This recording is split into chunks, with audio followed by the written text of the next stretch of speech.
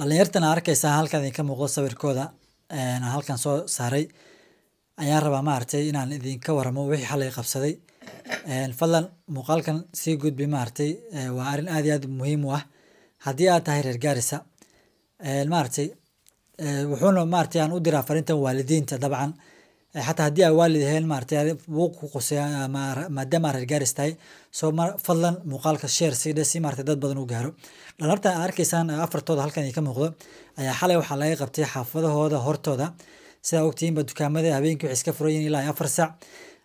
waqtigay ahayd 2 saac iyo 50 ayaa askar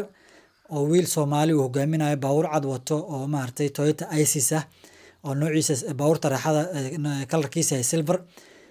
oo yarkaas hogaaminaya gaariga darawalka ah asagoo wato 3 kale oo askari ah oo ajaanib ah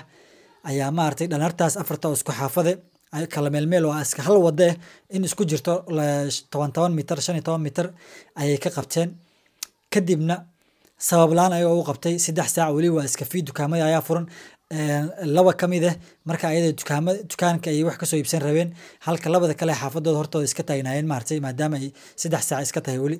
hatta 3 saac lama gaarin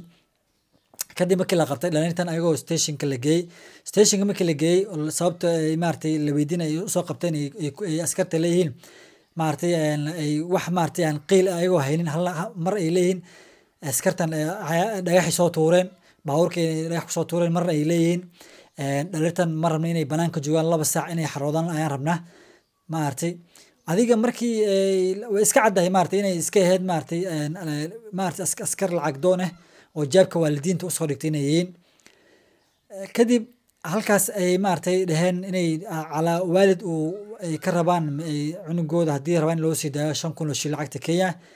markii waalidiinta kadib ay lacagtaas ay awoodi waayeen halka 3,000 oo ay cala cunug laga qaatay kadib afartaas cunug xalay laga qaatay 12,000 lacagta Kenya marka waalidiinta reer Gaaris waxay sheegayaan askarigaas yar Soomaali waaye magaciisa halkan ka sheegay maraba laakiin haddii arrintan ay socoto inaan magaciisa halkan aan ka sheegi doono telephone numberkiisa aan soo saari doono baabuurka waa baabuur cad Toyota Isis baabuurka raaxada number platekiisu uu yahay KDG 412 haddaan qalday halkan ayaan ku soo qorayaa marka iska ogaada reer Gaaris habeenkii 2 saac ilaa 3 saac haddii la gaaro banaanka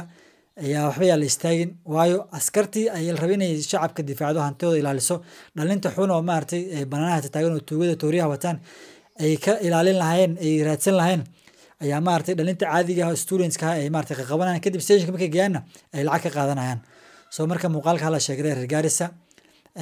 arrintaas ayaa jirta hal ogaado hal ogaado waxaana la taxadiro askartaasna waxaan leenahay tuugada haraadsadaan maaha students-ka xaafadda hortooda joogaan dukaamada inay intay qabtaan kadib markay station gaarna ay lacag ka qaataan dhalinyartaas ayagoo xataa mid waxa ku jira 15 aan gaarin 13 meelahaas cala qof 3,000 oo shilin lagu soo daaxalay marka arrintaas la ogaado reer Gaaris muuqaalka la sheegayo inta muuqaal waxay kulmi doonaan ka tagaa peace